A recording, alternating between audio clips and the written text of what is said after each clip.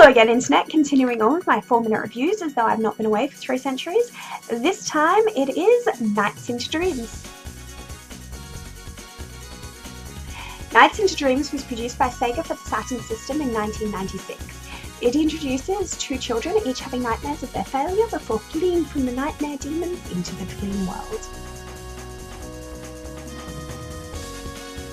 You then begin the game by choosing between one of 2 levels, either Claris or Elliot's dream, and then go on to play as your chosen child for about 0.2 of a second before you have the wind knocked out of you, as well as 4 shining orbs known as Idea.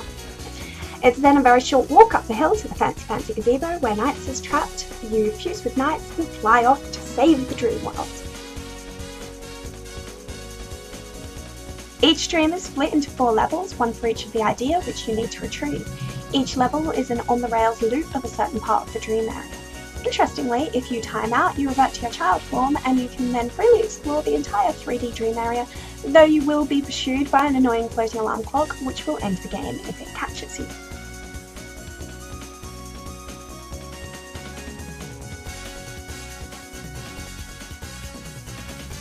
Anyway, so long as you remain fused with NiGHTS, you fly around the level performing acrobatics, loop-to-loops and experiencing certain failure, at least until you have the whole level memorised and can move around it with any sort of speed and sense of direction. The open range of movement in NiGHTS prompted Sega to design an analog controller known as the Saturn 3D controller, as they found the game too difficult to play with the standard Saturn controller.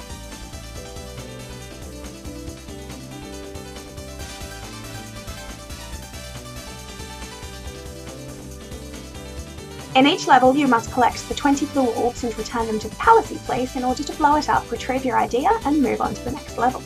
Upon the completion of each level, you will receive a mark from A to F based on your overall score and speed.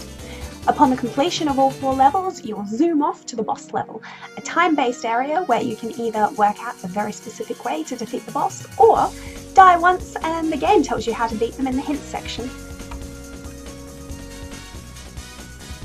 Claris and Elliot each have 4 dreams to complete, with the final dream being the same for each child.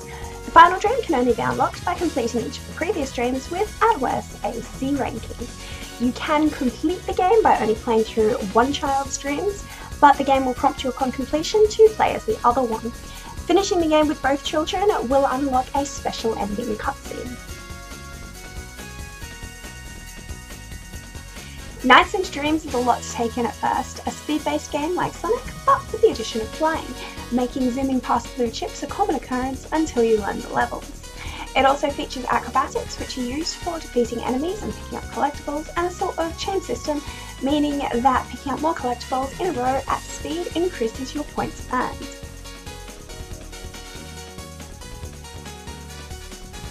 At certain points in some dreams, the game changes from a side-scroller to a third-person vehicle or overhead type game, which is a fun little change and keeps you on your toes. The graphics are impressively colourful with full 3D worlds, collectibles and characters. You don't have time to stop and sightsee though, because you are on the clock.